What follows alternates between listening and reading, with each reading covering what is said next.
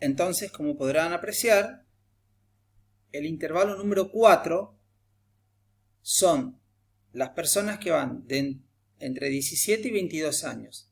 Pero las que tienen 17 años no se cuentan, ¿sí? Esas se cuentan en el intervalo número 3, ¿sí? Hasta 17 años. Las que no se cuentan aquí son las que tienen 12 años. Entonces acá tenemos que la frecuencia absoluta del primer intervalo es 10. Hay 10 personas de entre 2 y 7 años. Hay 13 personas que tienen entre 7 y 12 años. Uno menciona entre 7 y 12 años, pero por la forma en que está definido este intervalo, sobre todo a la hora de contar, no tanto a la hora de interpretar. Pero sí a la hora, si ustedes tuvieran que hacer a mano y tuvieran que colocar estas frecuencias a mano, bueno, tienen que saber qué es lo que se cuenta y qué no. ¿Sí? Estas son las frecuencias absolutas, estas son las frecuencias relativas y las acumuladas. Y acá aparece una nueva columna que dice MC. ¿Qué significa MC? Significa marca de clase, que es el punto medio de cada intervalo. Si ustedes hacen 2 más 7, eso da 9, dividido 2 les da 4,5. Ese 4,5 es el punto medio del primer intervalo. El punto medio del segundo intervalo es 9,5 y así para los demás. Es muy útil esta marca de clase para calcular en la próxima unidad la media aritmética. Por eso tenemos que saber cómo se obtiene. Bien, entonces, como resumen podemos decir que una tabla de distribución de frecuencia se va a llamar simple y la voy a utilizar para variable discreta. Y cuando tengo variable continua o una variable discreta de gran recorrido, voy a utilizar una tabla con intervalos. Una variable de gran recorrido significa aquella que tiene muchos valores de la variable, ¿sí? Que arranca en 3 y termina en 40. Por ejemplo, el caso de número de alumnos por salón. Si vamos a un salón del profesorado en física, vamos a encontrar 10 alumnos. Si vamos a una psicopedagogía vamos a encontrar 200. Entonces la variable es discreta, pero tiene un gran recorrido. Entonces ahí también utilizamos una tabla con intervalos. Y acá tenemos la representación gráfica. Yo voy a volver un ratito a esta tabla y quiero que recuerden estos números. El primer intervalo tiene una frecuencia 10, el segundo tiene frecuencia 13, el tercero tiene frecuencia 10 y así para cada una de esos intervalos. Esta tabla yo la voy a representar gráficamente con este histograma. Noten que el primer intervalo que va de 2 a 7 tiene una frecuencia de 10. Esa frecuencia de 10 es la altura de esta barra, de este rectángulo. El segundo intervalo tiene una frecuencia de 13. Acá está el 13, entre el 12 y el 14. El tercer intervalo también tiene una frecuencia de 10 y así para cada uno de los intervalos. Bueno, este gráfico que se utiliza para una tabla con intervalos, es decir, una variable continua, se llama histograma de frecuencias absolutas. Y esa línea negra que ven allí se llama polígono de frecuencias. ¿Cómo se obtiene el polígono de frecuencias? Bueno, en cada intervalo debo marcar el punto medio.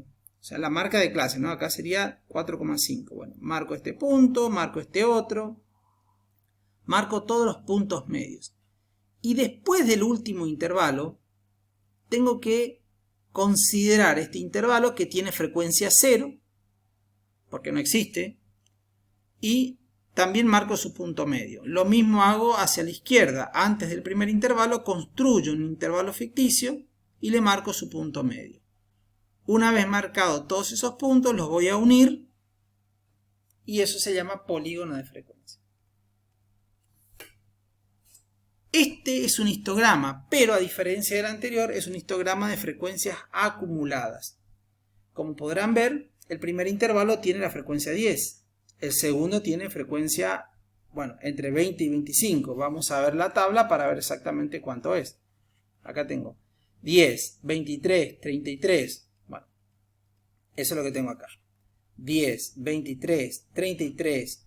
¿Sí? Estos son intervalos y la altura de cada rectángulo es la frecuencia acumulada.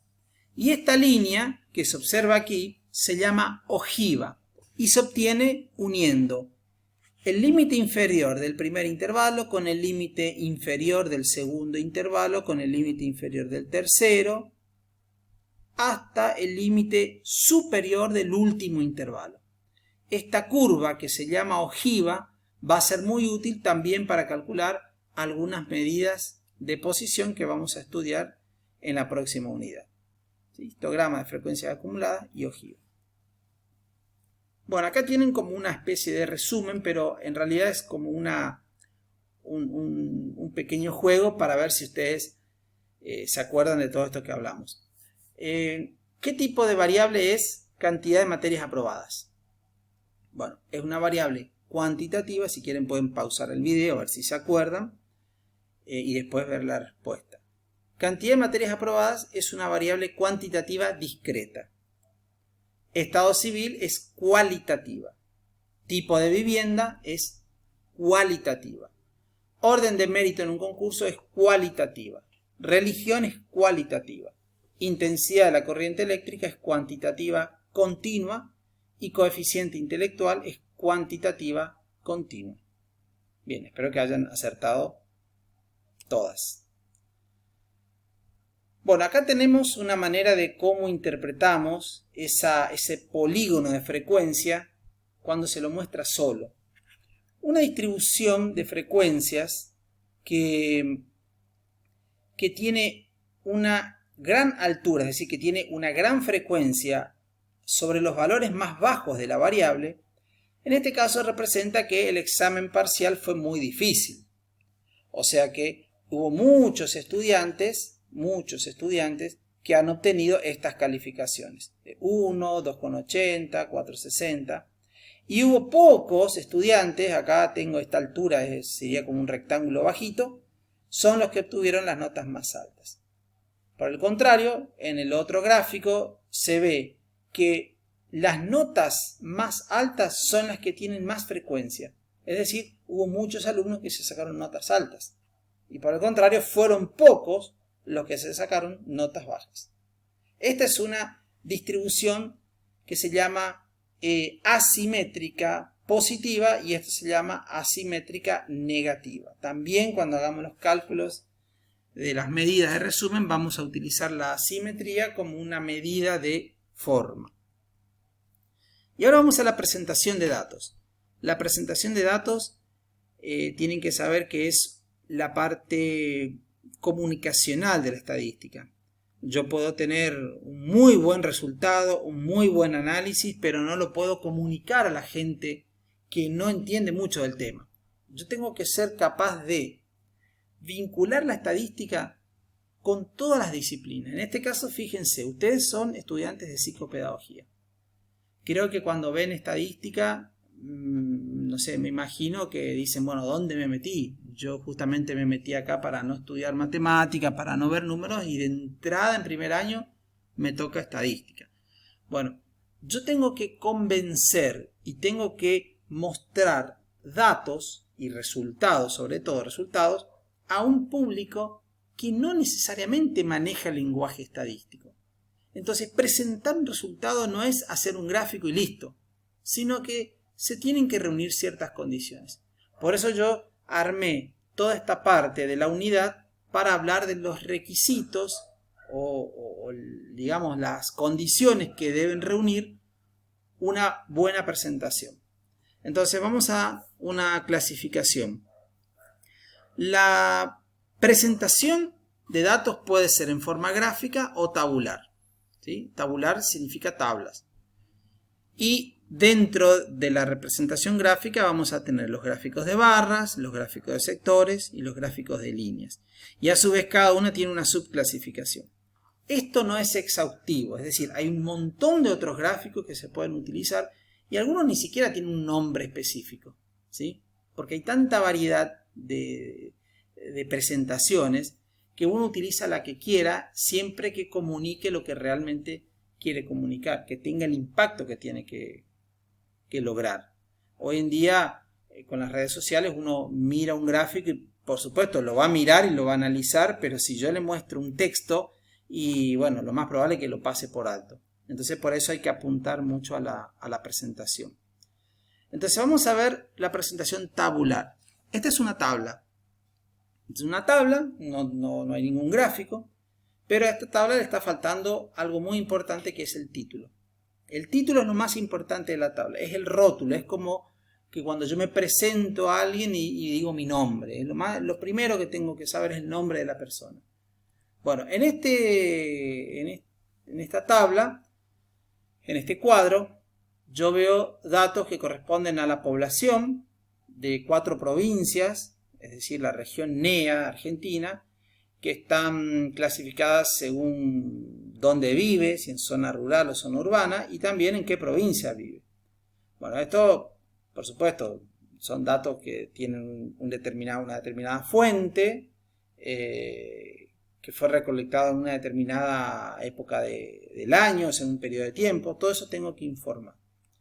Entonces acá tengo las partes de un cuadro: el título, la columna matriz, los encabezados secundarios, si es que los hay. Acá el encabezado principal sería la población, y el encabezado secundario es la zona donde reside esa población. Bien, y al pie de la tabla se suele poner las notas de origen, es decir, fuente, ¿de dónde saqué esos datos? Fuente INDEC, fuente Ministerio de Educación. ¿Sí? Si yo no pongo eso, estoy asumiendo que, o sea, el lector asume que fueron resultados de elaboración propia, y generalmente en la mayoría de los casos, casi, yo diría el 100% de los casos, no son de elaboración propia, sino que los bajé de internet. Así que tengo que poner la fuente sí o sí.